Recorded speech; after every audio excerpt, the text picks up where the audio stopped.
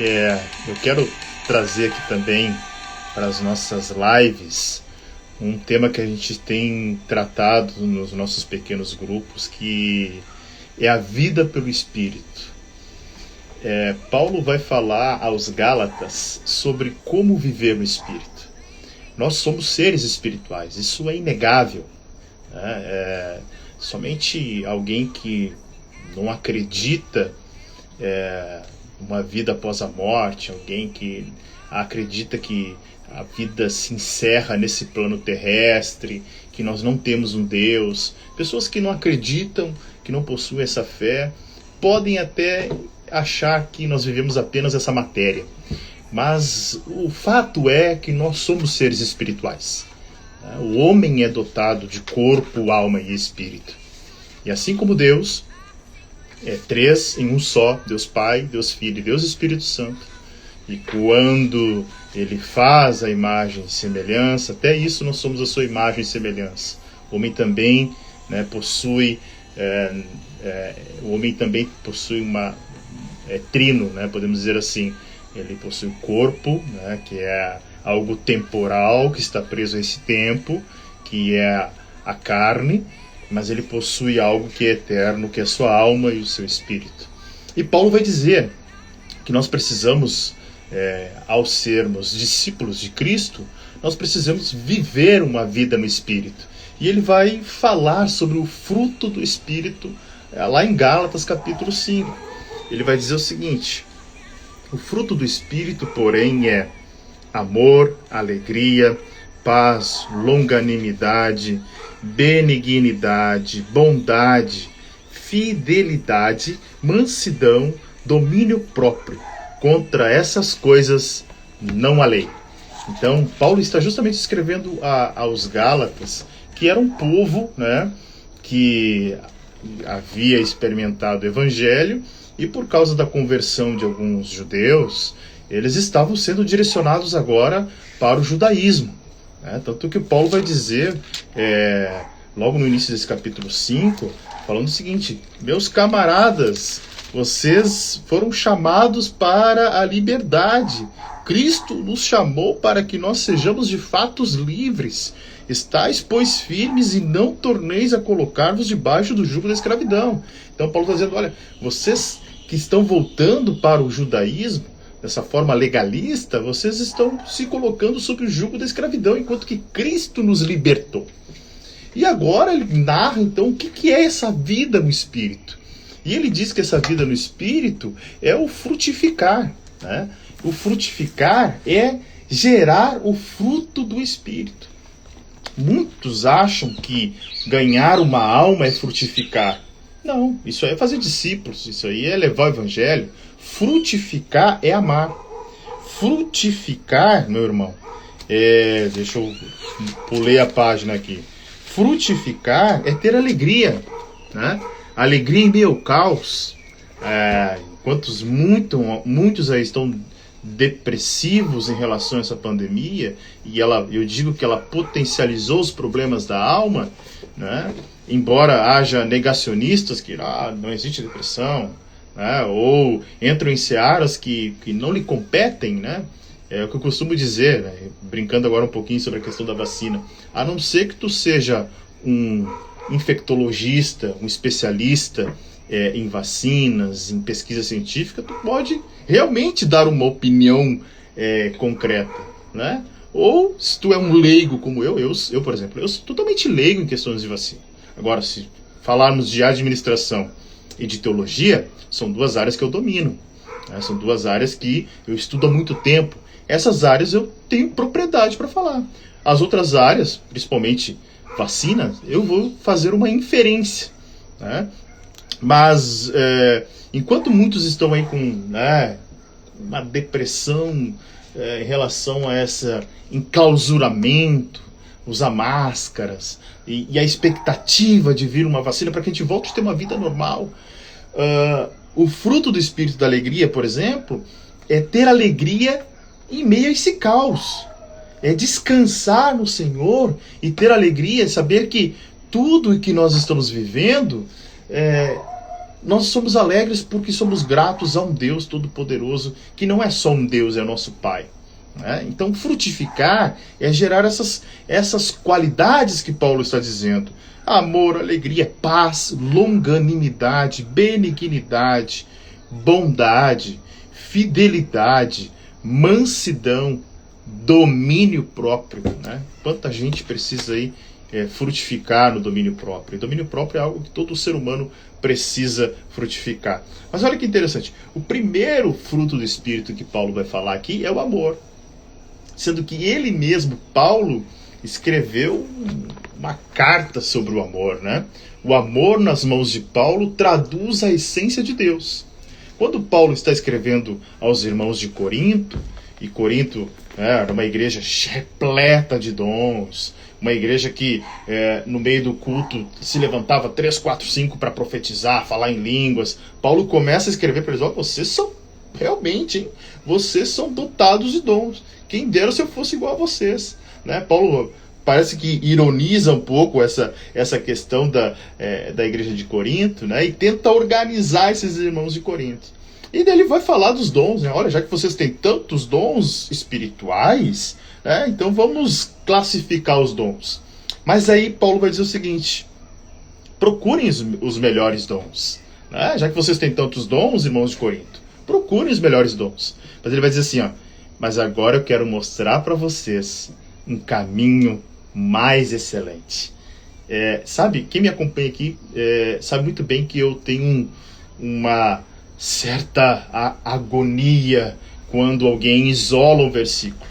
Sabe por quê? Porque essa Bíblia aqui, na real, ela não foi escrita separada em versículos e capítulos. Quem escreveu, não escreveu separando. Paulo, quando escreve aos Coríntios, primeira carta aos Coríntios, ele não escreveu 15, 16 capítulos. Ele não escreveu 16 capítulos. Essa separação por capítulos e versículos se deu muito depois, e nós vamos ver no nosso curso de teologia a partir de 4 de janeiro. Mas era uma carta, né? Pense num rolo, né, que era uma carta escrita, né, de ponta a ponta, né, do primeiro ao último parágrafo. Só que esse versículo 31 do capítulo 12, ele introduz o capítulo 13 da primeira carta aos Coríntios. Paulo vai dizer: portanto, procurai com zelo os melhores dons. E agora eu vos mostrarei o caminho mais excelente. Ou seja, legal profetizar, legal ter dom de sabedoria, é útil para a igreja, é útil para o corpo de Cristo. Mas Paulo está dizendo: olha, agora eu quero mostrar para vocês o caminho mais excelente. E ele vai falar de um fruto do Espírito, que na verdade não é só um fruto do Espírito. O amor é um dom. O amor é um dom supremo. Tem uma música que o Asaf Borba cantava, né? Dizia que o amor é um dom supremo, porque Deus é amor, Deus é amor, Deus é amor. E Paulo vai dizer, texto que já virou até música, né? Música de banda cristã, até de banda não cristã, porque é um poema clássico do amor. Né? Aqui está expressa a verdadeira face do amor por parte de Paulo. Paulo vai dizer: ainda que eu falasse a língua dos homens, né? Imagine Paulo falando: ainda que eu dominasse o grego, o hebraico, o latim, né? Ainda que eu falasse a língua dos anjos, se eu não tivesse amor, seria como um metal que soa ou como um sino que tine, só barulho. Ainda que eu tivesse o dom de profecia e conhecesse todos os mistérios e todo o conhecimento, e ainda que eu tivesse toda a fé, de maneira tal que transportasse os montes, se eu não tivesse amor, nada seria. E ainda que eu distribuísse toda a minha fortuna para o sustento dos pobres, e que entregasse o meu corpo a ser queimado, se não tivesse amor, nada disso teria proveito. E daí Paulo começa então a dizer o que é o amor. O amor é paciente. O amor é benigno. O amor não inveja. O amor não se vangloria. O amor não se ensoberbece. Não se importa inconvenientemente. Não busca os seus próprios interesses. Não se irrita. Não suspeita mal. O amor não se alegra com a injustiça, mas se regozija. Tem uma pane aqui que minha bateria tá... Uma notificação de bateria fraca. Onde é que eu parei aqui? O amor não se alegra com a injustiça, mas se regozija com a verdade. Tudo sofre, tudo crê, tudo espera, tudo suporta. O amor nunca falha. Olha que texto magnífico de Paulo, né?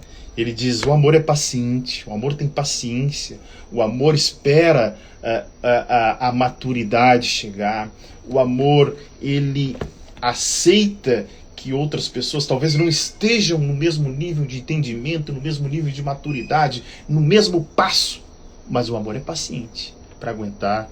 O amor, ele tem uma autoaviltamento, né? O amor é bondoso, é benigno.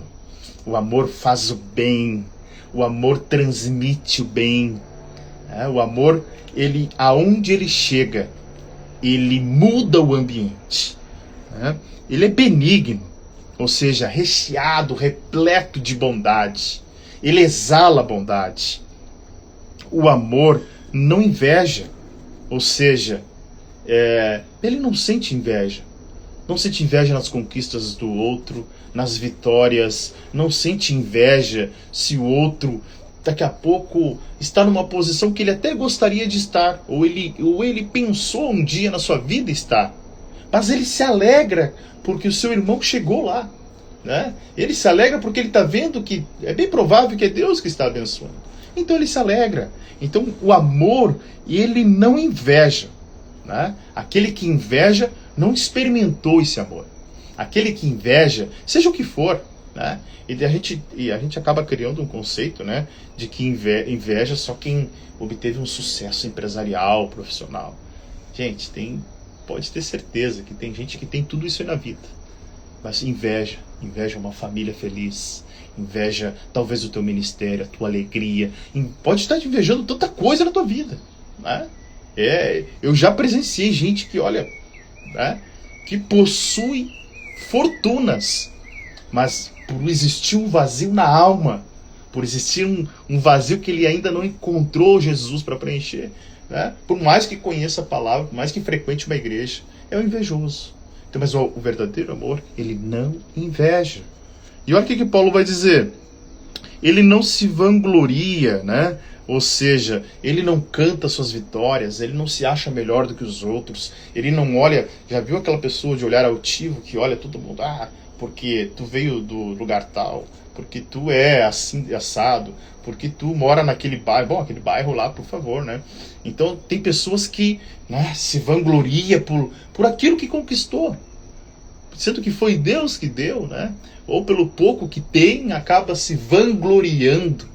Ou daqui a pouco, né, Deus foi misericordioso com ele, né, pelas suas forças certamente não seria capaz, mas daí ele perde a bênção porque ele se vangloria, né? O amor não é soberbo, ele não se enche de soberba, né? Ele não se importa de maneira inadequada, e não se porta inconvenientemente. Ele possui uma postura correta, com tudo e com todos, em todos os seus negócios, em todos os seus relacionamentos, né?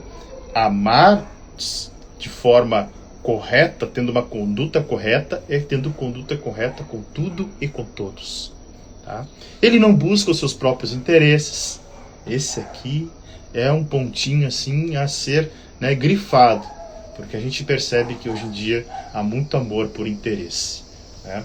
Amam até o momento em que a gente pode dar alguma coisa, ou que podem extrair alguma coisa. Se daqui a pouco tu já não pensa igual, ou daqui a pouco já não correspondeu, não amo mais, porque, olha, não tá pensando igual a mim, é meu inimigo, né?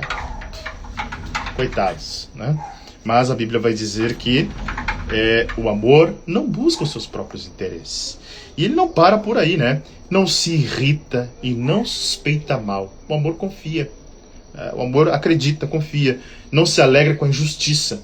O amor não se alegra com a injustiça, né? Até porque Jesus vai dizer, bem-aventurados os que têm fome e sede de justiça, porque eles serão fartos. Né? Jesus é justo, Deus é justo, Deus opera na justiça. Né? Deus não opera na injustiça. Olha o que ele vai dizer, mas se regozija com a verdade. Gente, né? não importa o tamanho da mentira, tá? O amor não se regozija com isso. O amor se alegra somente com a verdade. Tudo sofre, tudo crê, tudo espera e tudo suporta. O amor nunca falha. É esse amor que nós temos que viver. Esse amor que é um dom do Espírito. Né? Como Paulo descreveu aqui, em belas palavras, em lindas palavras, o que é esse amor. Amém? Então fica aqui convite para a próxima aí, quando nós falamos do próximo fruto do Espírito, né? Depois que a gente tiver o nosso pequeno grupo, eu também estarei aqui falando, né, do próximo fruto do Espírito, que é a alegria. Tá bem? Compartilhe essa live. Aqui apareceu um amor em pessoa aqui, que é a Esther. Né? A Esther é o nosso amor. Amém? Deus abençoe a todos vocês. Mande essa live para alguém, marque alguém aí que precisa entender o que é fruto do Espírito, entender principalmente o que é amar. Né? Qual é a essência do amor, o que é o verdadeiro amor. Amém? Fique na paz que excede todo entendimento. Amanhã de manhã eu estou aqui com a nossa live do nosso devocional. Um beijo a todos vocês e Deus abençoe.